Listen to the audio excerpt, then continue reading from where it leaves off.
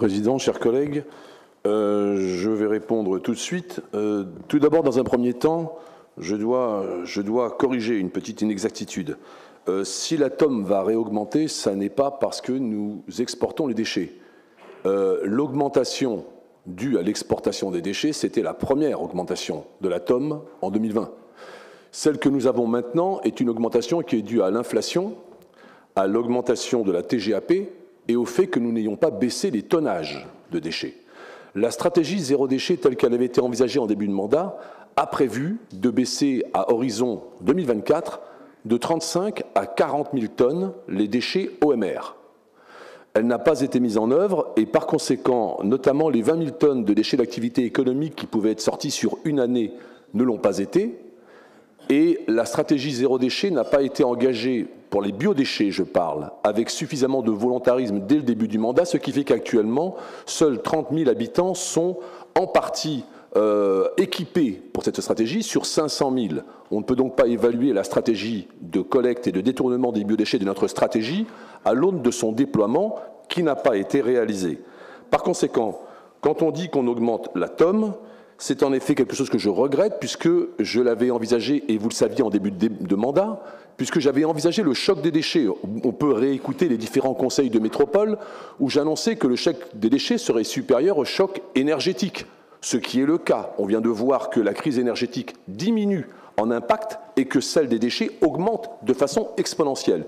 Je l'avais donc annoncé en début de mandat, c'est ce qui se passe. Il n'y a donc aucune surprise à avoir.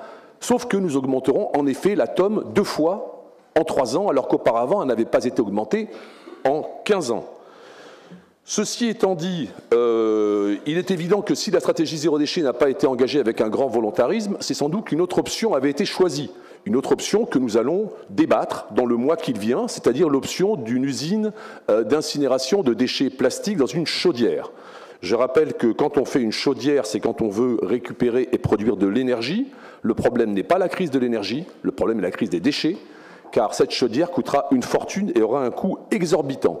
Le débat va s'ouvrir, donc je ne l'engage pas aujourd'hui.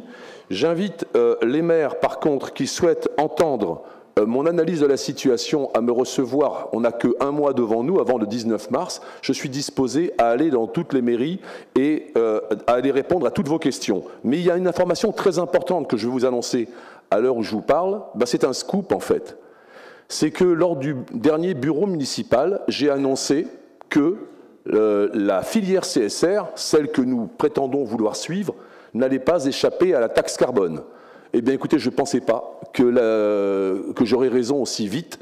Figurez-vous que l'Europe et la France viennent de décider d'imposer, avec une TGAP climat, la filière CSR à hauteur de 45 € la tonne pour commencer. Autrement dit, la branche déjà malade de la filière CSR vient de tomber.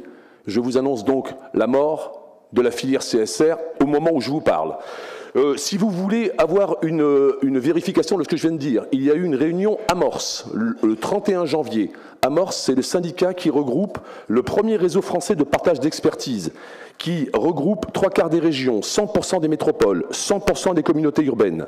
Amorce s'est réuni et a décrété qu'il se détournait de la filière CSR. Amorce demande à l'État français 50 incinérateurs de plus. Nous avons actuellement 153 incinérateurs sur le territoire, mais Amorce ne demande pas du tout la filière CSR. Il s'en détourne devant les coûts exorbitants que cela va engager dans cette filière qui n'est absolument pas stabilisée. Et je dois préciser une autre chose, si on voulait une estocade à la filière CSR, c'est que l'appel à projet qui va sortir en mars, je vous en donne la primeur, il va sortir.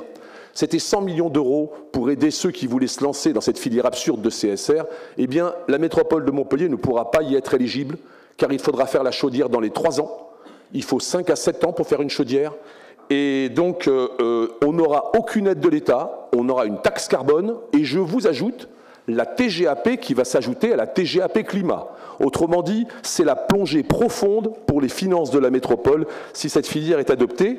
Je dois vous préciser pour terminer que le budget de l'appel à projet, qui donc de 100 millions ne sera pas pour nous éligible, n'est pas fléché, c'est-à-dire que l'État risque d'abandonner purement et simplement avec l'ADEME tout financement de cette filière dans les années à venir. Merci.